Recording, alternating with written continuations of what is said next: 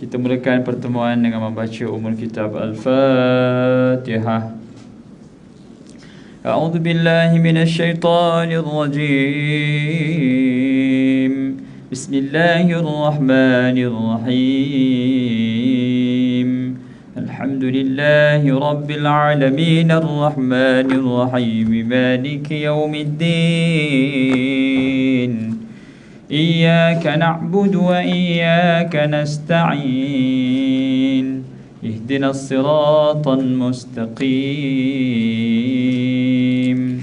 صراط الذين أنعمت عليهم غير المغضوب عليهم ولا الضالين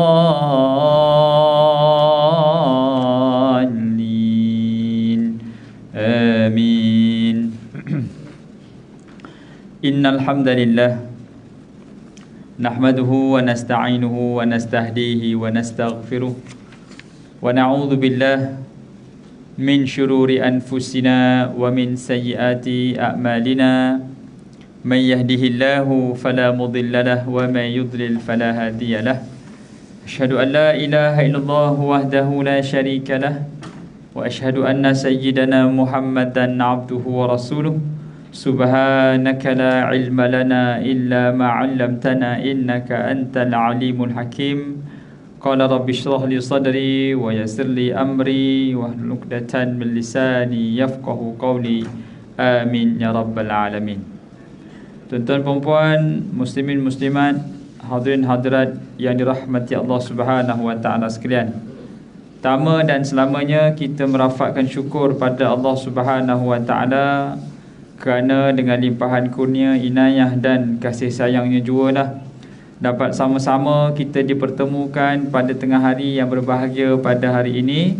Mudah-mudahan Allah Subhanahu wa taala jadikan ia sebahagian daripada himpunan amal soleh kita bersama insya-Allah. Selawat dan salam ke atas junjungan Nabi kita Nabi Muhammad sallallahu alaihi wasallam. Allahumma salli ala sayyidina Muhammad wa ala alihi wa sahbihi wa baraka wa sallam. Ahli keluarga baginda dan para sahabatnya, para tabi'in, tabi'in dan doa berpanjangan buat umat Islam yang berada di Syria, di Palestin, di Kashmir, di Xinjiang, di Yaman, di Afghanistan, agar Allah berikan kekuatan pada mereka semua. Dan kita juga bermohon kepada Allah Subhanahu wa taala agar kita diberikan kekuatan untuk menempuh bulan Zulhijjah yang kita berada pada hari ini. Pertemuan kita dengan bulan Zulhijjah hari ini 1 Zulhijjah bukanlah satu pertemuan kebetulan, melainkan pertemuan itu adalah pertemuan yang telah ditentukan oleh Allah Subhanahu wa taala untuk kita rebut dengan melaksanakan ibadah. Ya, peluang banyak sangat dalam bulan Zulhijjah ni. Yang mana kata Nabi sallallahu alaihi wasallam, "Ma min ayyamin", tidak ada hari yang mana amal soleh padanya lebih disukai dan dicintai oleh Allah Subhanahu wa taala mengatasi beramal di 10 hari pertama di bulan Zulhijjah. Maka beramal di 10 hari pertama bulan Zulhijjah ni lebih hebat daripada jihad fi sabilillah wala jihad fi sabilillah. Walaupun jihad fi sabilillah tak boleh nak match menyamai pahala beribadah 10 hari pertama bulan Zulhijjah. Jadi marilah sama-sama tuan-tuan perempuan kita banyakkan ibadah, antaranya puasa, antaranya sedekah, antaranya istighfar, selawat, ya. Dan bulan ni juga ada ibadah haji. Saya ucapkan tahniah bagi siapa yang pergi, jangan lupa manasik haji, doakan kita di sini. Dan kalau yang kena makan ubat, bawa ubat. Dia kata, "Ustaz, saya nak pergi mati, boleh tak? Saya tak payah bawa ubat." Oh, tak boleh lagi tu, ya. Mati di Mekah Madinah tu, minta mati di Mekah Madinah tu sunat. Tapi kalau bunuh diri haram. Ya, dia tak makan ubat, haram betul. Ya. Masalahnya dia tak makan ubat, kita yang sakit. Sudah. Ya, kita pula tak boleh buat manasik haji. Tak kena pergi beli ubat pula untuk haji ni. Elok kita bagi makan ubat, dia sihat, dia marah balik kat kita. "Apa ustaz bagi saya makan ubat? Saya nak matilah." Jadi jangan bunuh dirilah, jangan. Yang kedua, ibadah korban ataupun wukuf Arafah. Jangan lupa puasa 9 Zulhijjah. Siapa puasa 9 Zulhijjah diampunkan dosa setahun yang lepas dan setahun mendatang. Ada orang kata, Ustaz, tahun lepas saya dah puasa, jadi kalau saya puasa tahun ni macam pahala tu overlap pula. Elok saya biar dulu, kata dia. Tak payahlah teknikal sangat, ya. Puasa je lah. Dia overlap puasa macam tak meet the purpose pula. Dia macam tu pula dah. Puasa je lah, ya. Itu pahala. Satu hari punya kerja, payment selama 24 bulan non-stop. Satu hari je kerja. Jadi jangan pernah tinggal puasa Zulhijjah, 9 Zulhijjah, hari wukuf Arafah. Dan yang ketiga, ibadah korban. Pastikan semua juga bersedia untuk melaksanakan ibadah korban, ya. Ibadah korban ni besar pahala dan fadilat dia. Kalau kita rasa kita banyak nikmat, korbanlah. Kalau kita rasa nak dapat lagi banyak nikmat, korbanlah. Kalau kita rasa kita tak ada nikmat, tengoklah orang yang dah mati. Selang 3 hari sudah almarhum Dr. Mahmud Zuhdi meninggal. Selang 2 minggu sudah Ustaz Abdullah Azam, yang muda tu, section 13 tu, meninggal lagi. Selang 2 bulan sudah Ustaz Muazzin Setiawangsa, Bilal Muaz bin Jabal.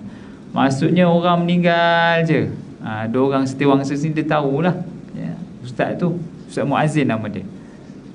Sihat main badminton, collapse, meninggal, ya. Yang Ustaz Abdullah Azam yang kat section 13 tu muda, umur 31, ya, muda meninggal. Jadi maksudnya muda pun meninggal, tua pun meninggal, sihat pun meninggal, sakit pun meninggal. Tapi mati itu bukanlah syaratnya tua ataupun sakit. Muda pun meninggal, sihat pun meninggal. Kita dah tak berapa muda, penyakit pun banyak, hidup lagi tak beramal pula. Rugilah. Itu bahasa kasar sikit lah. Orang lain tua mati, ya, orang lain muda mati, sihat mati. Kita dah lah sakit, tua pula, tak beramal. Macam itulah, ya. Sikit dimaklumkan.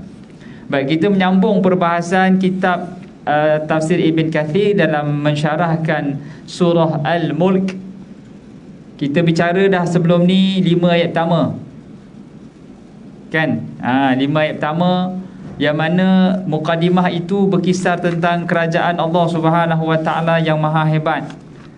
Allah Ta'ala cerita langit, cerita bulan, dan kita memang tak akan jumpa kekurangan pada kerajaan ciptaan Allah Ta'ala yang hebat itu, ya. Kekuasaan Allah dan ilmu yang sangat luas tergambar di alam semesta. Kalau kita rasa kita hebat, tengoklah alam ciptaan Tuhan ni, kita tak akan jumpa kekurangan sikit pun, tak ada. Baik, maka masuk ayat ke-6 pula. Kita sampai ayat ke berapa? 11 Oh, 11 dah. Baik, maksudnya dalam bundling yang sama, iaitu ayat ke-6 sampai 11, cerita berkenaan dengan azab siksaan yang dideritai oleh orang-orang kafir. Maka sampai pada ayat yang ke-10, Allah Ta'ala berfirman, وَقَالُوا لَوْ كُنَّا نَسْمَعُ أَوْ نَعْقِلُ مَا كُنَّا فِي أَصْحَابِ السَّعِيرِ فَاعْتَرَفُوا بِذَنبِهِمْ فَسُحْقًا لِأَصْحَابِ السَّعِيرِ. Yang bermaksud, dan mereka berkata, sekiranya kami dulu dengar, kemudian kami fikir tentang peringatan itu, nescaya tidaklah kami termasuk jadi penghuni neraka yang menyala-nyala. Mereka akui dosa mereka, maka binasalah bagi penghuni-penghuni neraka yang apinya menyala-nyala. Ada 2 benda yang tidak dilakukan oleh orang kafir ataupun orang yang masuk neraka. Apa dia? Nasma' au naqil. Nasma'u artinya dengar. Pertama, dia tak dengar. Kedua, kalau dengar pun tak fikir. Dia, kalau kita nak sebut berkenaan dengan yakin seseorang itu, pertama dia ada ilmal yaqin, kedua dia ada ainal yaqin, yang ketiga ada haqqul yaqin. Ilmal yaqin adalah tahu, maknanya dia tahu Contohnya kalau hujan, orang cakap, Syekh, hujan nak keluar. Hujan, okey. Tapi dia kat sini dalam ni dia tak tengok pun. Itu ilmal yakin. Bila datang berita, berimanlah pada hari kiamat, ada neraka yang terbakar, yang membakar manusia. Okey. Masuk peringkat kedua, dia fikir. Iaitu dipanggil ainal yakin. Iaitu ainal yakin, melihat. Dia lihat dengan mata hati. Kalau tak boleh lihat dengan mata kepala, lihat dengan mata hati. Dia pergi tengok keluar, hujan rupanya. Kan aku dah cakap tadi, kau cakap aku tak kisah sangat, ni nak balik tengok hujan. Itu ainal yakin. Ya. Untuk beriman pada kiamat, cukup sampailah ainal yakin. Ya. Kita nak tak payah sampai ke yakin yang ketiga, iaitu yakin yang ketiga dipanggil haqqul yakin, iaitu orang tu berdiri dekat hujan tu. Dah hujan rupanya. Kan orang dah cakap tadi hujan.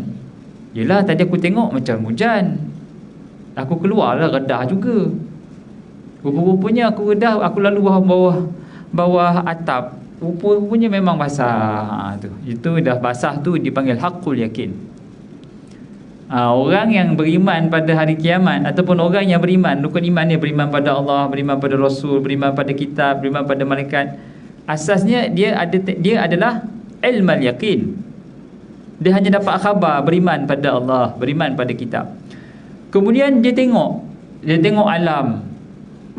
Maka datanglah ainal yakin. Dia tengok Rasul, dia tengok kitab. Ya. Itu dipanggil ainal yakin. Dan hakikatnya bila nampak kebenaran di hari akhirat esok, barulah dapat haqqul yakin. Orang yang boleh mendapat haqqul yakin sebelum dia berada di situ, itulah orang yang paling hebat. Orang yang tidak beriman ni tadi dia kata, alangkah baiknya kalau kami dengar, bahkan kami fikir. Au dalam bahasa Arab, dalam konteks ayat ini, bahkan. Ya, Allah Ta'ala mulai penyesalan orang yang tidak beriman itu dengan menyebut, kami tak dengar dan kami tak fikir. Cakap orang Perak pula dah. Kami tak dengar dan kami tak fikir. Ya.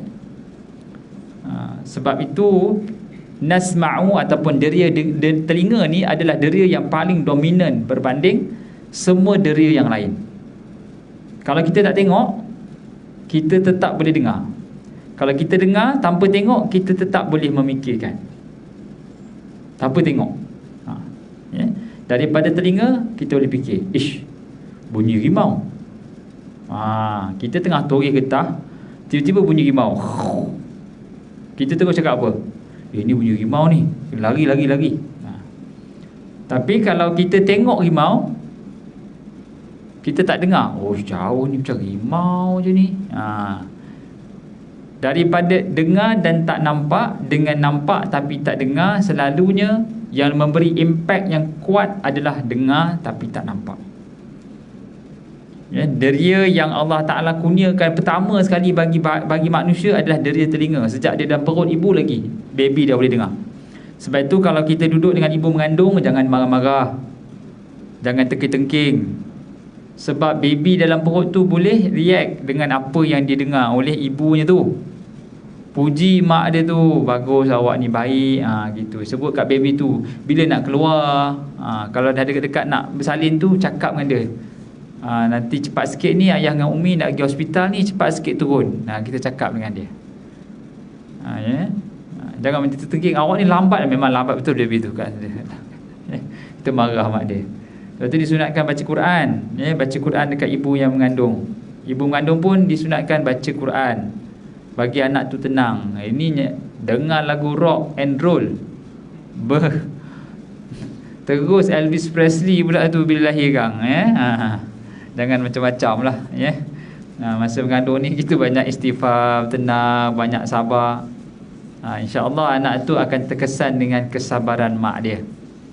Macam mak saya cakap lah, masa mak melahirkan kau dulu, mak dah sakit tu daripada pukul 7 pagi. Mak tahan. Yelah, masa tu bulan puasa, ayah kau nak bersahur, mak masak lagi. Lepas tu mak siap sedia baju, siapkan abang-abang kau. Yelah, abang kau kecil lagi. Tiba-tiba kau pun dah ada, laju sangat bapak kau kata. Lepas tu Dah siap hantar nursery, baru telefon, bang, rasanya dah sakit. Padahal dia tadi dah sakit dah. Rasa ni nak deliver ni. Kejap abang balik. Ayah saya balik, janji tengah hari, petang balik. Jadi sabar je lah mak saya kat rumah tu, sabar, tenang, kawal pernafasan tu. Ya, sampai hospital baru deliver. Lepas tu nama saya Sabran. Sebab mak saya kata, sabarlah aku nak lahirkan kamu. Ya. Tapi alhamdulillah lah, saya pun nampak saya ni sabar orang dia. Gitulah, perasan sikit lah Jadi mendengar itu lebih dominan berbanding memulai sesuatu, dan akhirnya perlu berfikir. Dengar tanpa fikir pun pening juga. Kita dengar tapi tak fikir, tak boleh. Nasma' bal naqilu. Gitu kaedah tafsirannya. Kami dengar dan bahkan kami fikir apa yang kami dengar tu. Ma kunna fi ashabi sa'ir, barulah kami tak jadi ahli neraka. Tapi sayangnya adalah kami tak fikir. Bukan sekadar tak fikir, dengar pun tidak. Ya ja'aluna asabi'ahum fi adhanihim minas sawa'iqi hadaral maut. Mereka ambil jari jemari mereka ni, sumbat dekat telinga. Kami tak nak dengar. Cakaplah tak nak dengar macam tu. Macam budak-budak tu. Kalau budak-budak kan dia tutup telinga. Tak dengar. Tapi Allah gambarkan sifat yang ditunjukkan oleh orang Quraisy bukan satu jari. Yaj'aluna asabi'ahum, semua tangan sumbat. Tak dengar. Yang bukan sekadar tak nak dengar, tetapi menghina Rasulullah sallallahu alaihi wasallam. Itu disebut tu. Dan dia kata apa? Sekiranya kami mendengar, bahkan kami memikirkan peringatan itu, nescaya tidaklah kami termasuk penghuni neraka yang menyala-nyala. Dan berfikir dia ada asas dia. Kita tak boleh main sembarangan fikir lalu menyebabkan kita salah fikiran, ataupun kita overthinking, ataupun kita over stress, ataupun tak boleh nak settle. Kita jangan over stress dan overthinking. Kita mesti ada acuan dan guidance apa yang kita nak kena fikir. Fikir pada ciptaan Tuhan tak apa, jangan fikir Tuhan tu macam mana. Tafakkaru fi khalqillah, fikirlah banyak pada ciptaan Allah. Jangan fikir pada zat Allah. Allah lihat Allah macam mana Allah tengok pakai mata kot. Tak ada ya. Allah suruh tengok ciptaan dia, pokok, langit, bintang, bulan, gunung ganang, binatang. Tengok ciptaan Tuhan, merasai kehadiran Tuhan. Itu baru betul. Tak perlu fikir macam mana Tuhan macam mana Tuhan. Kita diajar untuk tengok pada ciptaan Tuhan, lalu beriman adanya Tuhan. Yang ni gagal dengar, gagal iktiraf. Fa'tarafu bidhanbihim fasuqqan li ashabis sa'ir. Akhir sekali mereka acknowledge, mereka mengakulah, sebenarnya kami ni memang ingkar, maka binasalah bagi orang-orang yang mengingkari arahan Allah dan menjadi penduduk neraka yang menyala-nyala. Neraka ni banyak nama. Ada neraka sa'ir, ada neraka saqar, ada neraka jahim, ada neraka jahannam. Neraka banyak nama. Tapi tak semestinya bila nama-nama itu berubah, maka level-level dia bertukar-tukar, maka menyebabkan kita rasa, oh tak apa ustaz, saya kalau masuk neraka pun level tinggi sikit. Neraka ni bukan option yang harus dipilih, ataupun syurga bukanlah option yang masuk, tak masuk sudah. Tidak. Sama juga syafaat Nabi SAW, dia bukan dapat, tak dapat sudah lah. Tak boleh gitu. Jangan sampai kita menjadikan syurga dan neraka itu pilihan. Kita kena berusaha by default. Maksudnya asas kepada kehidupan ini, berusaha untuk mencari syurga Allah. Nak mencari syurga kena ada platform. Kalau kita nak beli barang, kita ada platform Shopee nama dia. Kalau sampai 6/6 diskaun. Kalau 7/7 pun diskaun. Itu platform tu.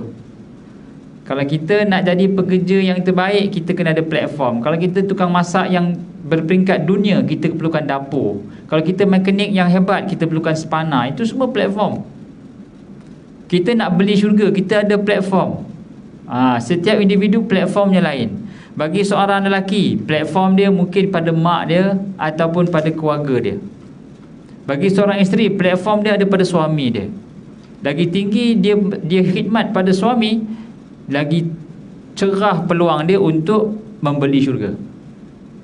Begitu, itu platform tu. Sama juga seorang suami, lagi banyak dia berkhidmat pada keluarganya, dia sanggup berkorban siang malam pagi petang kerja untuk menyara kehidupan keluarga dia, lagi besar pintu ke syurga. Ni tidak, dia banyak belanja kawan. Pisang macam ni, ya. Bini punya baju tak bertukar, anak punya yuran tak berbayar, dia boleh pau dia rokok pula kat bini dia, tolong bagi sikit-sikit, RM1, RM2. Ya. Lepas tu dia mengharapkan syurga tertinggi sebelah Nabi. Cerahlah masa depan. Ya. Dia banyak mengadu dekat imam. Saya imam masjid, jadi banyaklah aduan kata suami saya ni ustaz, susahlah saya nak cakap. Dan dulu masa bercinta, suka sama suka, silap saya jugalah. Saya kata kita susah sama-sama susah, senang sama-sama senang. Tapi saya tak adalah kata kewajipan dia saya kena tanggung. Sampai hutang dia pun saya bayar. Dia boleh buat personal loan sampai rapat habis gaji bagi kat mak dia. Habis tu usaha hidup semua saya sendiri. Itu tak betul lah tu. Ya. Maknanya dia tak sedar yang risiko yang dia sedang tanggung. Dulu tak ada anak, saya tak kisah sangat. Ni anak dah seorang, ni anak dua dah. Saya masih lagi pikul payung pacak pasal malam, siang kerja, malam niaga. Suami tak. Ada yang mengadu macam tu. Tapi lah sebab dulu bercinta kan, badan kuat. Bila badan dah tak kuat, dah sakit, dah dekat mid-30s, dah macam-macam lah konflik timbul. Yang lelaki tetap macam biasa. Dia kata saya tak berubah apa-apa, yang berubah awak. Dia pula kata gitu. Betul jugalah. Yang berubah perasaan tu si perempuan tu. Sebab dulu boleh berkorban, boleh terima. 15 tahun kita kahwin, okey je. Sekarang ni baru pula rasa susah, lepas tu nak salahkan saya pula. Kata suka sama suka, senang sama senang, susah sama susah. Macam mana kan? Hidup ni memang macam tu lah. Ya? Dia kalau banyak-banyak cerita kan macam drama pula. Saya kan dulu drama je, tapi betul berlaku. Betul-betul berlaku. Sian, saya tengok saya tak sampai hati nak tengok dia susah macam tu. Ya. Tapi kita cakap apa, sabarlah, hidup ni memang macam ni. Syurga tu mahal, kenalah beli harga dia. Kalau syurga tu murah, semua orang ke syurga. Tapi hakikatnya tak semua orang pergi syurga. Sabarlah kak. Baiklah ustaz, saya akan sabarlah. Selagi nyawa ada kat badan saya ni, saya pikul lah. Sama juga yang lelaki pun sama ya. Dia kena ada platform untuk bermujahadah. Mujahadah ya. Baik, sambung ayat ke-12. Innal ladina yakhshawna rabbahum bil ghaibi lahum maghfiratun wa ajrun kabir wa asirru qawlakum aw ijharu bih innahu alimun bidhatis sudur ala ya'lamu man khalaqa wa huwal latiful khabir huwallazi ja'ala lakumul arda dhalulan famshu fi manakibiha wa kulu min rizqihi wa ilayhin nusyur. Ayat ke-12 ke-15 ini berkisah tentang janji Allah kepada orang-orang beriman. Apa maksudnya? Sesungguhnya orang yang takut kepada Tuhannya yang tidak nampak oleh mereka, mereka akan memperolehi ampunan dan pahala yang besar. Dan rahasiakanlah perkataanmu atau lahirkanlah, sesungguhnya Dia Maha mengetahui segala isi hati. Apakah Allah menciptakan itu tidak mengetahui yang kamu lahir dan rahsiakan, dan Dia Maha halus lagi Maha mengetahui. Dialah yang menjadikan bumi itu mudah bagimu, maka berjalanlah di segala penjurunya dan makanlah sebahagian daripada rezekinya, dan hanya kepadanya lah kamu kembali setelah dibangkitkan. Macam dah baca pula ayat 12 ni. Tak apalah, saya bacalah. Mungkin macam tempat lain. Baik. Allah Ta'ala berfirman pada ayat ke-12, setelah Allah bicarakan sifat orang yang ingkar pada Allah Ta'ala, dan Allah cerita pula orang yang beriman. Itu sifat Quran. Basyiran wa nadhiran, berita gembira, berita peringatan. Sesungguhnya Orang yang takut, yakhshawun, orang yang takut pada Allah. Bil ghaibi lahum maghfiratun wa ajrun kabir. Beriman dalam keadaan bil ghaib, tak nampak. Mereka akan mendapat keampunan dan pahala yang besar. Orang yang takut pada Allah ni, itu yang dipanggil haqqul yaqin.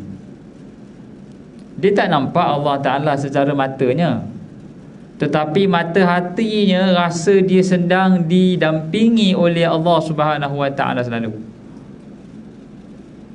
Nak dapat haqqul yakin yang kuat macam ni, keyakinan yang tinggi ni, dia perlu mengalami proses. Hati tu perlu berhadapan dengan banyak proses kehidupan. Selalunya orang berumur, orang tua-tua, dia lebih cool, lebih tenang, lebih sedia menghadapi takdir yang baik maupun buruk, kerana dia dah mengalami proses hidup yang sangat mencabar. Budak muda mungkin tak boleh terima. Kadang perceraian selalunya berlaku budak muda banyak, sebab dia tak boleh terima. Dan itulah proses mematangkan dia lepas tu. Bahawasanya hidup ni bukan untuk cinta sahaja, tetapi kena berkorban. Cinta itu artinya to love is to serve.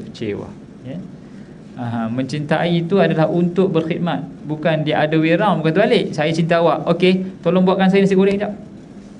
Dah balik. Kan kita cinta orang, maksudnya kita lah kena khidmat untuk dia. Tak apa, balikkan saya ambil. Sebab kita sayang dia, kita ambil dia. Balik naik bas. Maksudnya bila kita mencintai, kita bersedia berkhidmat. Itu maksud cinta. To love is to serve.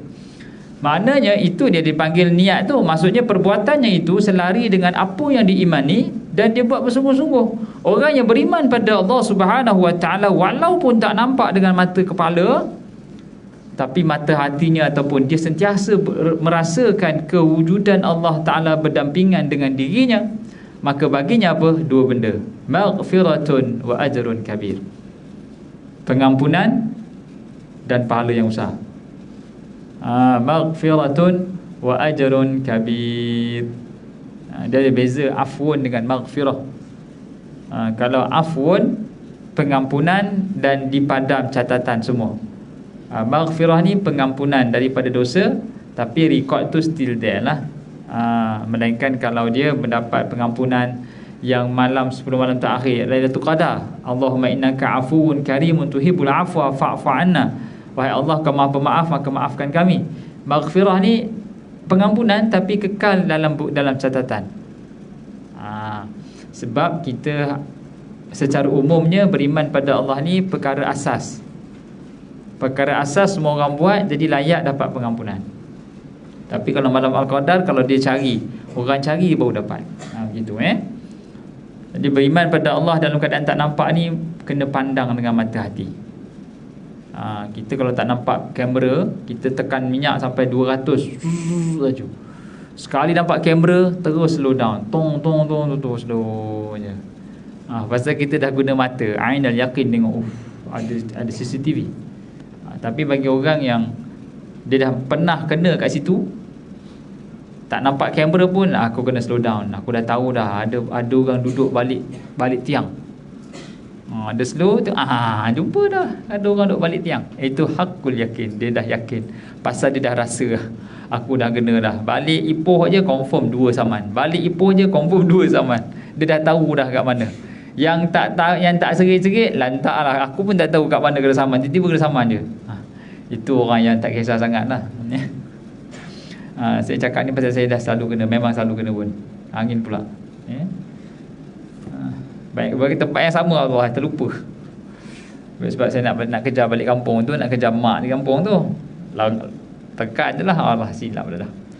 Baik, jadi orang yang beriman pada Allah Ta'ala dalam keadaan ghaib, kita baca syarah tafsir Ibn Katsir. Allah Ta'ala berfirman seraya menceritakan tentang hakikat takut, makam yakni kedudukan takut pada Tuhannya yang ada di antara dirinya dengan hambanya.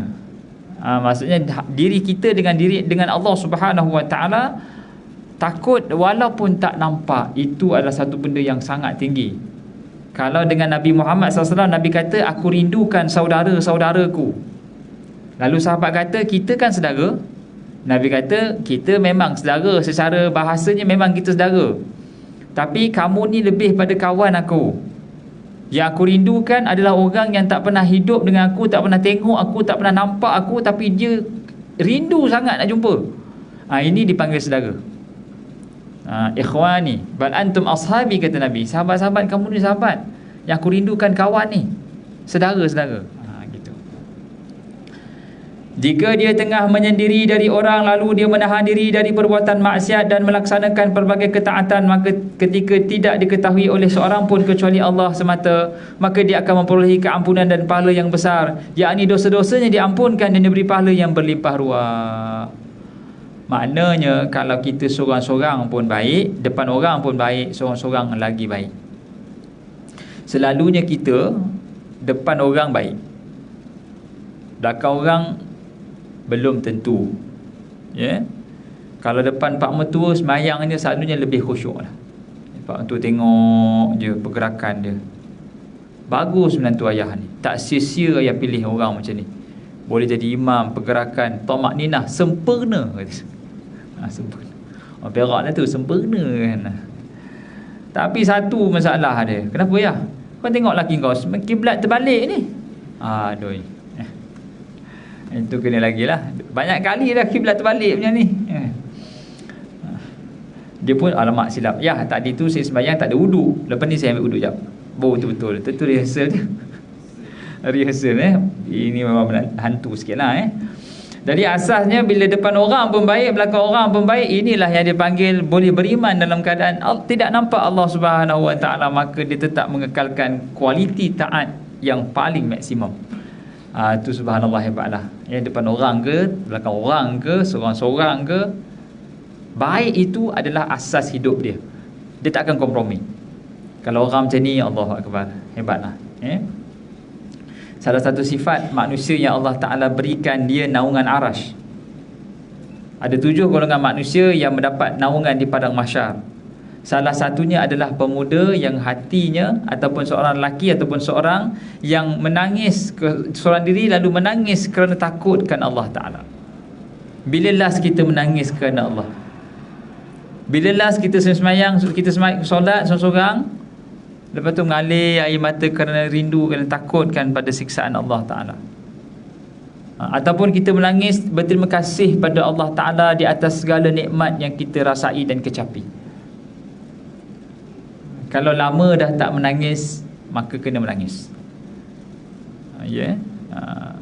Macam mana kita nak menangis? Selalunya kita kaitkan dengan benda yang kita hilang, ataupun benda yang kita ada yang bakal hilang. InsyaAllah kita akan nangis. Itu tips nak bagi mula nangis lah. Selalunya cerita pasal mak ayah, mengadu pada Allah Ta'ala, aku sayang ibuku ya Allah, tapi dia jauh di Perak, aku tak dapat nak berkhidmat pada dia ya Allah. Janganlah kau cabut nyawanya di saat rinduku masih mekar padanya ya Allah. Ampunkanlah dosa ibu ya Allah. Masa tu memang berjujuran air mata.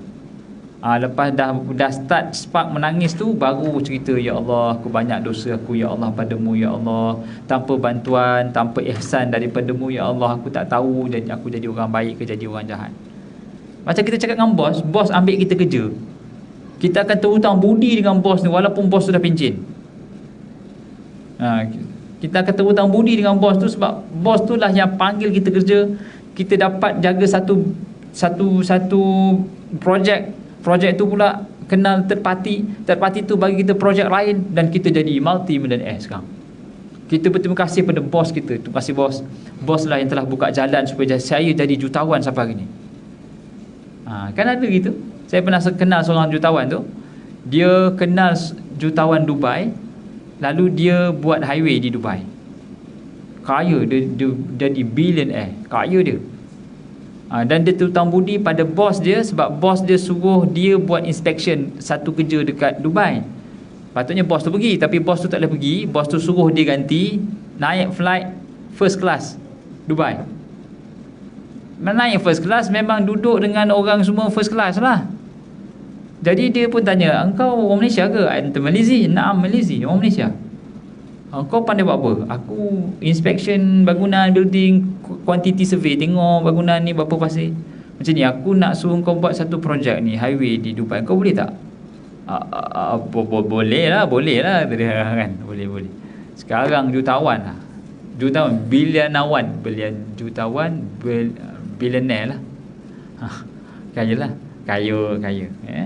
Tapi very down to earth lah. Dia tak beritahu lah pasal dia tak boleh beritahu diri dia sangat ya. Tapi saya pun tak tahulah dia jutawan ringgit ke jutawan rupiah, saya tak tahu sangat juga tu ya. Kan boleh jadi juga dua-dua. Tapi ceritanya dia berterima kasih pada bos dia gantikan bos dia untuk buat satu projek di Dubai, dan dia dapat projek di Dubai dengan peluang bos dia bagi tu. Sampai sekarang bos dia tu dah pencen, dah tak ada apa-apa dah dia jumpa bos dia. Itu dengan bos. Dengan Allah Subhanahu Wa Ta'ala, Allah bagi kita tanpa apa-apa Allah minta pun. Kita punya ekstra taat, Allah tak dapat untung apa-apa, tak menambah keagungan Allah Ta'ala pun. Maksiatnya kita tidak mengurangkan kerajaan Allah pun. Allah bagi lagi kita hidup sampai hari ini. Allah sediakan syurga pula dengan taat yang kita buat. Bukan untuk Allah, untuk kita. Tapi kita tak dapat nak bandingkan nikmat itu setanding terima kasihnya kita pada manusia. Sebab itu antara nikmat yang terbesar bagi ahli syurga adalah dapat melihat wajah Allah. Kalau itu tidak menjadi semangat untuk kita buat taat, maka makna kata cinta kita pada Allah Ta'ala masih kurang. Sebab antara nikmat yang paling besar ahli syurga dapat buat, dapat lakukan, dapat reward, ganjaran adalah melihat wajah Allah. Tapi bila kita sebut melihat Allah tu tidak sampai rasa seronoknya, maka makna kata cinta kita kurang lah. Kalau dalam dunia ni, siapa yang paling nak sangat kita jumpa? Dalam sebuah organisasi, kita nak jumpa siapa? Misalnya kita jumpa CEO, jumpa bos. Bos kata, saya bagi awak 3 minit, cerita apa yang awak nak, ataupun mintalah apa yang awak nak, awak akan diberikan. Kita akan cakap lah, bos, saya kalau boleh nak jadi bos lah. Boleh masuk pejabat. Ada satu syarikat tu, dia kata setiap hari Jumaat lepas asar dia akan bagi staff dia jadi CEO. Dia rotate lah. Staff bawahan mana yang nak merasa jadi CEO of the week, jadi CEO lepas asar sampai pukul 6. Masa tu bos rehat, duduk, semua laporan semua dia kena tengok, dia baca lah. Rupanya susah jadi CEO ni ya. Tak jadi lah. Kan? Tak jadi minta jadi CEO. Dia minta bonus 3 bulan je. Tuan-tuan muslimin muslimat Allah Subhanahu Wa Ta'ala, jadi kesimpulannya pada ayat ke-12 ni ya, bagaimana Allah Subhanahu Wa Ta'ala memberitahu sifat orang yang memiliki haqqul yakin. Ya, tadi kita ulang balik, ada 3 jenis keyakinan. Ilmal yakin, iaitu hanya sekadar tahu je. Yang kedua, ainal yakin, dia tengok.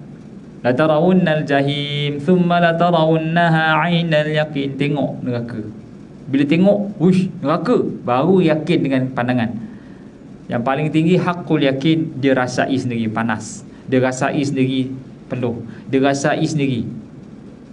Jadi orang yang boleh beriman pada Allah Ta'ala walaupun pada peringkat ilmal yakin, tapi imannya macam haqqul yakin, maka dia layak dapat pengampunan dan pahala yang tidak bertepi. Wallahu a'lam. Mudah-mudahan apa yang disampaikan dapat sama-sama kita ambil iktibar dan jadikan sandaran dalam kehidupan. Aku lumada tasma'un, aku qauli hadza wa astaghfirullahal azim li wa lakum. Wassalamualaikum warahmatullahi wabarakatuh. Sila penuhkan saf.